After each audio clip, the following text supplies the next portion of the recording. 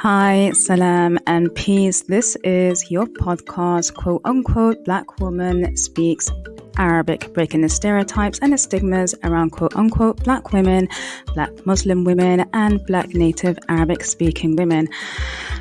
You guys are in for a treat. The sister reached out to me to talk about anxiety. We had a lovely, insightful conversation. She has so much to share, and I thought, let me grab her and share her with you. I'll let her introduce herself. Fasil ثم نواصل, a short break and then we shall resume. Your podcast, quote unquote, Black Woman Speaks Arabic, is part and parcel of my projects Afro-Arabics with a splash of Africa and Speak Like an Egyptian. Should you wish to design your own Afro-Arabic affirmation or take part in a 3-month intensive program to speak like an Egyptian with a 1-year aftercare, please reach out to me in the details provided below. For Afro-Arabic designs, you can head off to my online shop, bintahawa-designs.com. My name is Matsadiso and I'm a TCK, and Arabic happens to be my second language. Thank you. That's such a lovely introduction. Hi, my name is Christa and I'm a mental health pharmacist / yoga teacher and really happy to be here. It's lovely to have you. Okay, so why don't you tell us a bit more about how your journey to your current profession started? What got you motivated? What was your inspiration? So I think actually my interest in mental health really stemmed from growing up. So I grew up between here in London and in Ivory Coast, where I'm originally from. And from quite a young age, I just became really aware of the negative stereotypes and attitudes and just stigma associated with mental health. And that meant that whenever I had any struggles, I never really felt that I could approach anyone within my inner circle. And I also really vividly remember we had a family friend who suffered from a mental illness, and just witnessing a lot of mistreatment that was directed at them just made me feel really impacted me. So that led to me doing a lot of research on the topic, just educating myself, and again coming across all these negative portrayals within the media. So someone with depression is just considered weak, or this expectation that anyone with a mental illness is aggressive. And I just really felt compelled to, I suppose, dismantle all those and work within that field.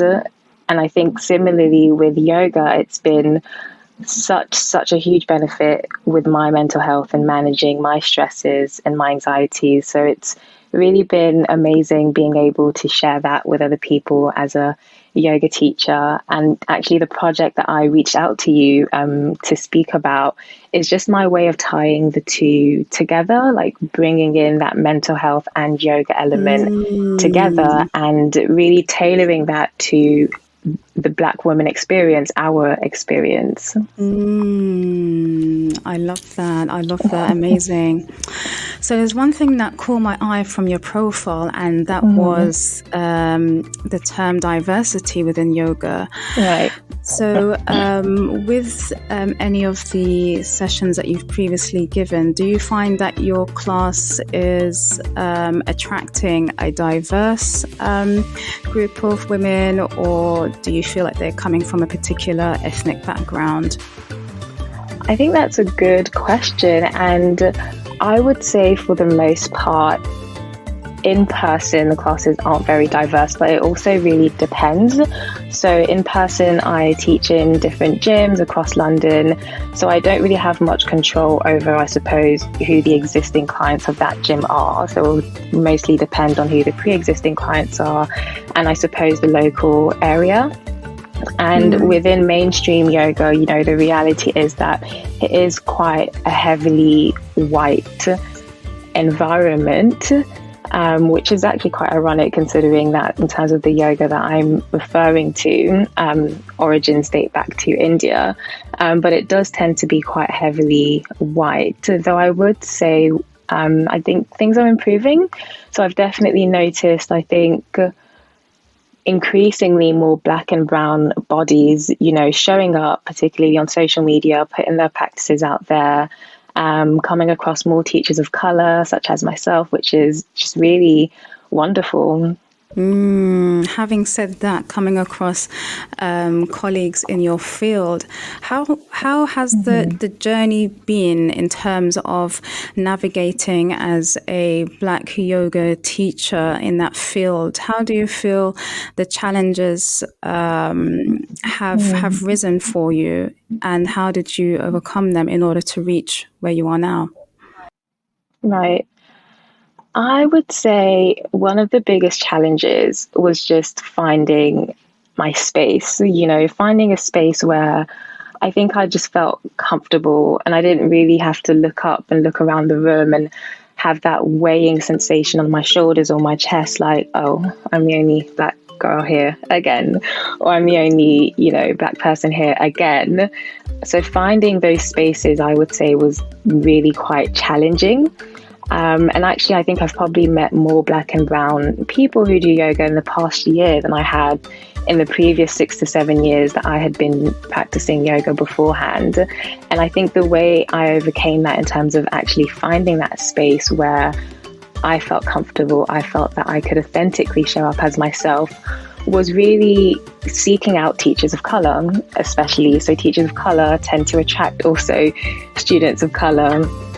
And even though I can be quite introverted myself, just putting myself out there more, especially on social media, connecting with other Black and brown yogis has helped me to find a space where I felt, okay, I can just show up as me and I'm not the only one.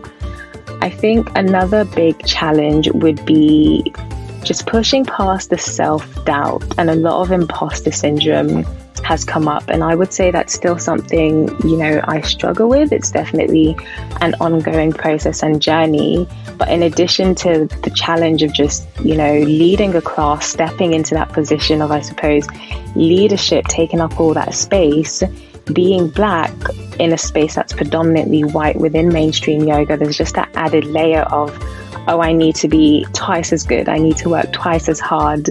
Do I deserve to be here? Do I have the skills to be here? And overcoming that, like I said, is, an ongoing process, but really just leaning into my practice more. And by that, I mean, not just the physical practice, the meditation, journaling, reaffirming my worth, reminding myself that I have the tools, I have the skills, and I deserve to be here. Oh, that was very rich. That was very rich. Bless you. I think that the highlight of what you said is really finding and establishing your space, and absolutely. Yeah, and by doing that and reaffirming your purpose, you kind of block out the noise, and definitely a woman on a mission. And sometimes a lot of that noise is, self-inflicted. It's a lot of, I don't think I deserve to be here. Oh, a lot of self-doubt, and, really pushing through that. And actually, you know what? You've got this. Yeah, definitely. So, okay, the reason why you had reached out to me and the workshop that you are working on, the program. How do you feel, since you have experienced students coming from various ethnic backgrounds? How do you feel that anxiety may be manifested through Black women as opposed to brown women or any other background? Again, I think that's such an excellent question. And generally, anxiety is understood to be just a sense of unease or fear or worry about things that might happen in the future or something that's going to happen in the future. So it can be a very normal reaction in certain instances, and we will all experience anxiety at some point. But I think there's several factors that just mean that as Black women and as people of color in general, our experience of anxiety is very different. And to put the biggest one out there, I suppose, would be, racism would be the biggest one. And that can be either directly experienced racism or witnessed racism, or even vicarious trauma from just constantly being exposed to horrific, horrible events that happen to Black people everywhere, Black deaths. That's been in the news a lot recently, even during the pandemic, for example, being exposed to the disproportionate way in which Black communities were affected by COVID. And on top of that, we were fighting for the Black Lives Matter movement. And this all leads to race-related stress, which manifests in our bodies, whether we are aware of that consciously or subconsciously, but it can manifest as hyperarousal or hypervigilance, physical tension within our body, and also a lot of fatigue, exhaustion from having to deal with that. And it's interesting you asked that question, because recently I came across this study that was based in America, and it was looking at symptoms of depression in Black women. And anxiety and depression can be very, very interrelated. And it mentioned how this sample of Black women were more likely to have symptoms that standard, depression tools wouldn't pick up. So high levels of self-criticism, self-blame, high levels of insomnia, and anhedonia, which is a term that refers to a reduced ability to feel pleasure from activities that were previously enjoyable. So that just shows how the way we, I suppose, experience anxiety or manifest it might be different, and it's less likely to be picked up even by healthcare professionals. Or even thinking about the fact that because of the stigma within our communities, and there's quite a lot of profound stigma within our communities with mental health, we're less likely to seek help, to seek professional help, even if we need it. And we know that we have less access to healthcare professionals that look like us, that understand us, that would even be able to approach our treatment with an intersectional approach. So, and even within our families and our communities, we have less access to spaces where we can speak about these topics openly. Even spaces like this, where, we're two Black women just speaking about mental health, and it's an open conversation. There's no shame, there's no stigma associated with that. We're trying to break down these stereotypes of being a strong Black woman, being the angry Black woman if we exhibit our emotions, trying to take care of ourselves. A lot of the times, Black women in a lot of African and Caribbean families are the caretakers. But actually, when do we take care of ourselves? Definitely. And self-care is on the rise, isn't it? The idea Absolutely. Of self-care and mental health awareness. So that's good news. Yeah. So would you say that given that there's different experiences by different women of ethnic backgrounds, would you say there's different type of anxieties? Yeah, so I would definitely say there are different types of anxieties, and it really depends on where the symptoms, in which context the symptoms arise, or, the specific symptoms themselves. So, for example, if it's anxiety predominantly associated with a social context or meeting new people, then that would generally come under the realm of social anxiety. Or if it were anxiety not specifically associated with a particular trigger, then that would be generalized anxiety. And of course, that kind of falls within the topic of, okay, do you need to see an actual professional if you are having recurrent symptoms that affect your functioning? And actually remembering that PTSD, OCD, these are anxiety spectrum conditions. So just to emphasize that, there does come a point where it is needed to see a professional to get a diagnosis and actually get individualized treatment. Okay, so let's say that I suffer from generalized anxiety. Let's say, okay, you mentioned about triggers.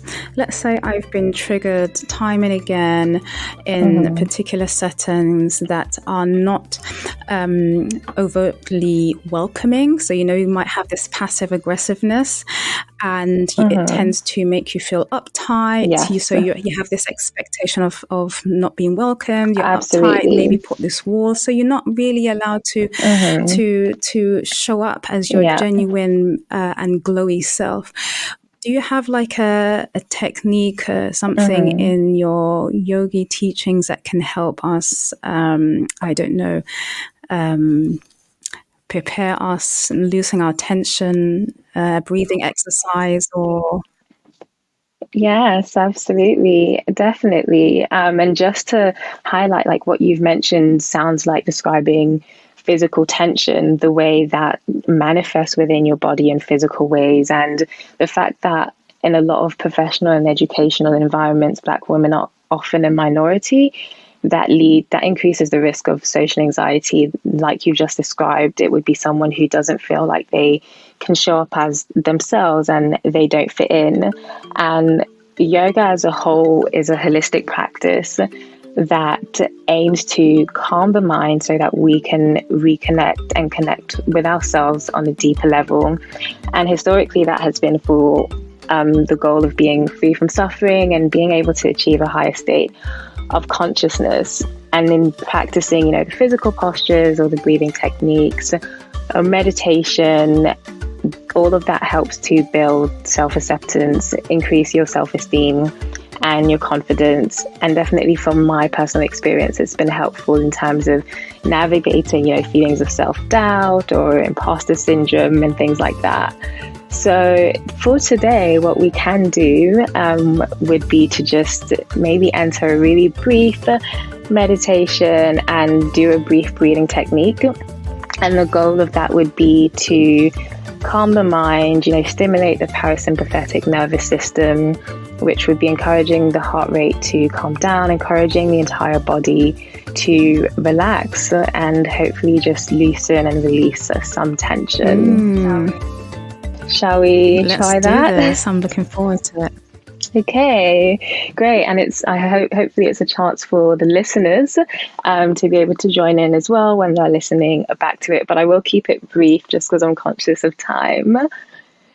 So if you just readjust your seating position, just making sure that you're sitting comfortably, that can be cross-legged, sitting upright, however you'd like. Just let the hands either rest within the lap, or the hands can be resting on top of the knees or on top of the thighs.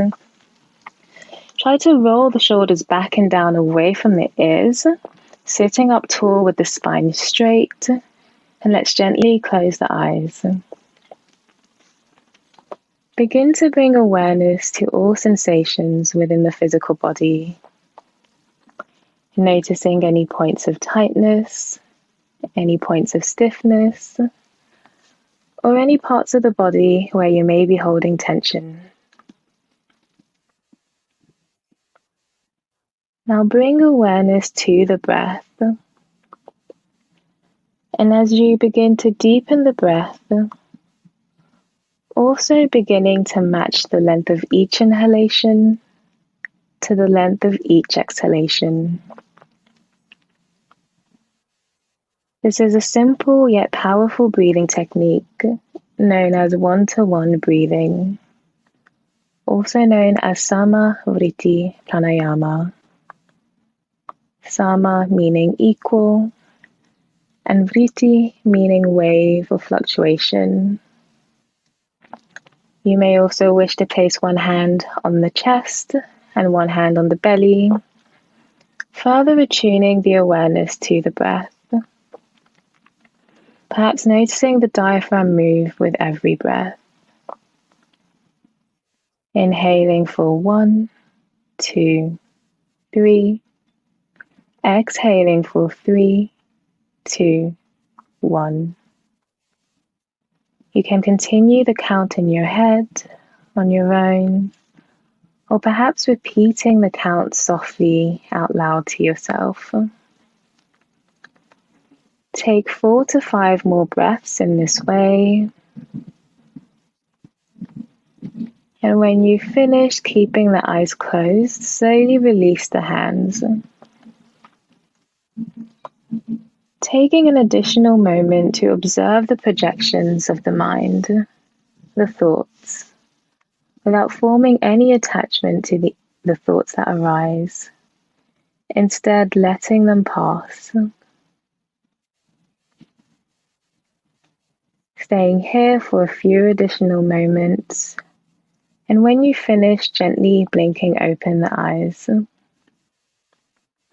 So that's a very, very brief example of how you would enter, brief meditation, do a short breathing technique. Ideally, we would have done it for the whole, 5 breaths and just sat afterwards longer just to observe if there were any new sensations in the body or in the mind. And commonly that is something, if I was teaching, I commonly teach that in my classes in person and online. We do that in the beginning and then, do some physical warm-ups, gentle stretches, and then a more dynamic practice. That was amazing. That was so enjoyable. I feel literally, I hope you guys. I wish it could have been longer. Yeah. So if you are listening, make sure you, press pause and just do it for the whole 4 or 5 breaths. And then I would say after the 5 breaths, sit there probably for at least, 2 to 5 minutes.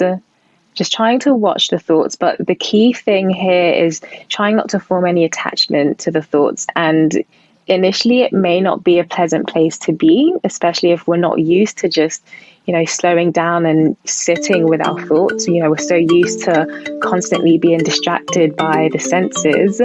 But actually, when we sit with uncomfortable thoughts or emotions, often that allows them to dissipate slowly. I really enjoyed that. I hope you guys are gonna take what she said not light-heartedly, but please do take advantage of the pause button and replay. That was so lovely. Absolutely. I feel so serene inside. I want to do some yoga now. Yes, let's do it. Thank you so much. So, my pleasure. Are there different types of yoga?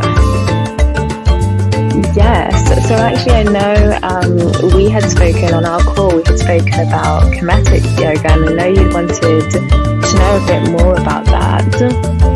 And kinetic yoga is really quite interesting because it's based on the principles and philosophies of ancient Egypt, and it suggests that actually yoga has some roots or origins in Africa, or at least that modern mainstream yoga that we know today was at least in part influenced by Black people, by Africans. So Kemet was the name of ancient Egypt at the time that the pharaohs existed, and as we hopefully all know, they were Black, they were dark-skinned. And researchers were able to identify using, illustrations and hieroglyphs that Egyptian gods and goddesses practiced, stretching, postures, breathing techniques and meditation and so forth for the purpose of spiritual enlightenment, which is actually quite similar to the way that yoga was historically and still is practiced within India. So yeah, I haven't yet had the chance to practice kinetic yoga myself, but it's definitely something I plan to do really soon, and who knows, I might even end up pursuing a qualification within that as well. Go for it, sis. So what is the name of the type of yoga that you practice currently? So probably just general yoga, but there are different, types of yoga in terms of, some yoga can be considered restorative yoga, and that's much slower, probably more of an emphasis on meditation and breathing techniques. It's at a much slower pace. And then you have more dynamic forms of yoga, such as vinyasa yoga, which vinyasa essentially means to flow. So it's more of a dynamic, flowing rhythm between different poses. You have rocket yoga, which is extremely intense, and, other, different types, but they would still generally fall under the realm of general yoga that we consider to have originated from India. Wow, rocket yoga. Just the name sounds like it is intense, honestly. Is that contemporary honestly. yoga?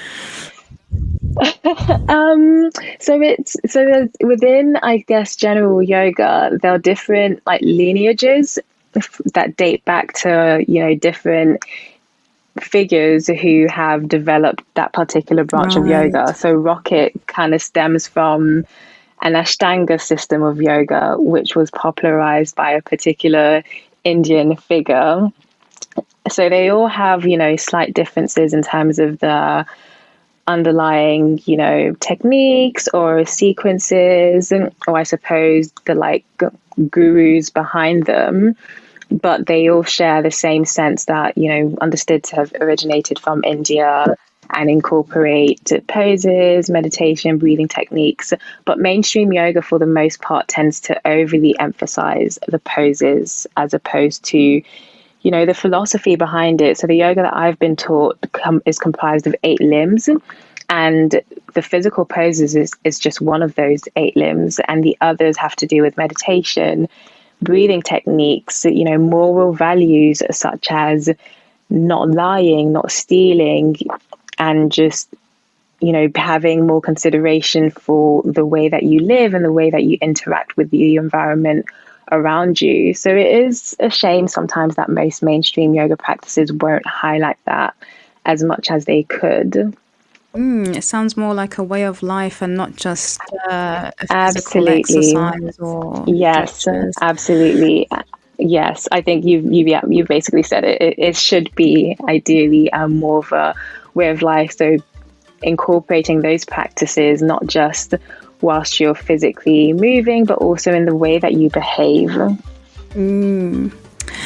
Okay, sis, it's been a treat. Before you go, I had just 2 things. So if a Black sister wishes to become a yoga teacher, what are the key advices you would love to share with her before she takes that first step?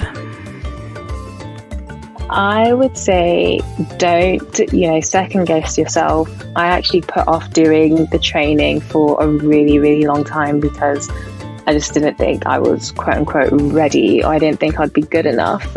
So yeah, let's just go for it, girl. Don't be discouraged if you don't see yourself represented in those spaces yet. And I know it probably sounds super corny, but as that saying goes, be the change that you want to see. So continue to show up and trust that our showing up will also encourage others to do the same.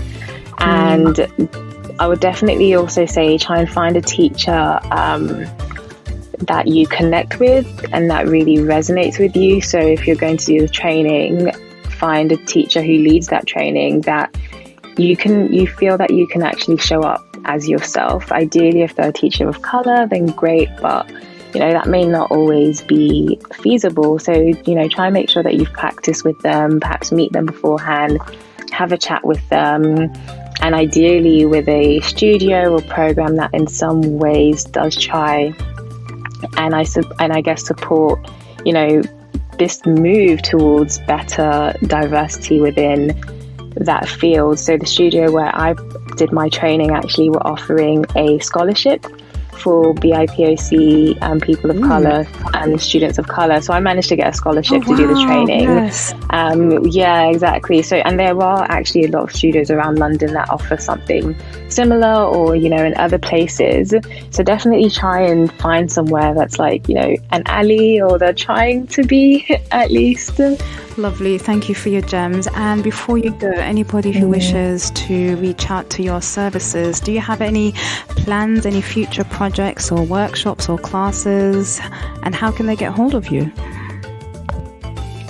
Yes, so currently I've got my online classes, which are actually quite diverse, and it is predominantly people of colour that do attend. So yes, it'd be lovely to have people join, and best way to get in contact with me would be through social media. So either Instagram, there's a link to join my online classes on there, or Facebook. And also, the big project that I'm working on which is speaking to Black women about their experience with mental health and just thinking about how we can tailor these yoga practices to our experience to make them more relatable. So if you are a Black woman and you'd be open to speaking about your experience of mental health with me, then I'd love to chat with you.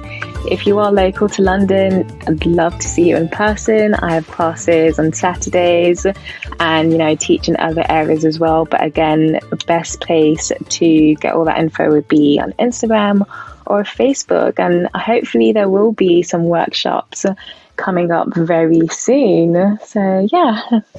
I'm loving that. I'm loving the idea of marrying the two of mental health with yoga. So you heard the sister. I'll leave all her contacts below the podcast. And thank you, Christa, for having us. No, thank you for having me. This has been great. Thanks so Bless much. Bless you, Christa. You take care.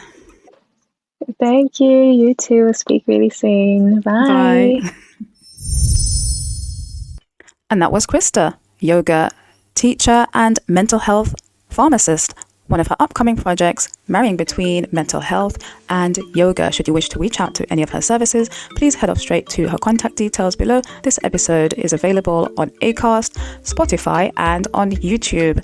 Please listen out for the upcoming episode with mompreneur Michelle Ship. We'll be discussing Black mompreneurship, how to let go to move forward. This is your podcast, quote unquote, Black Woman Speaks Arabic. My name is Matt Sidiso and I'm a TCK, and Arabic happens to be my second language. Should you wish to learn how to speak like an Egyptian in an intensive program with a 1-year aftercare, please reach out to me in the contact details below. Designs or learn how to design your Afro-Arabic affirmation, you can head off to my shop, bintahawadesigns.com. Ma salama. Bye.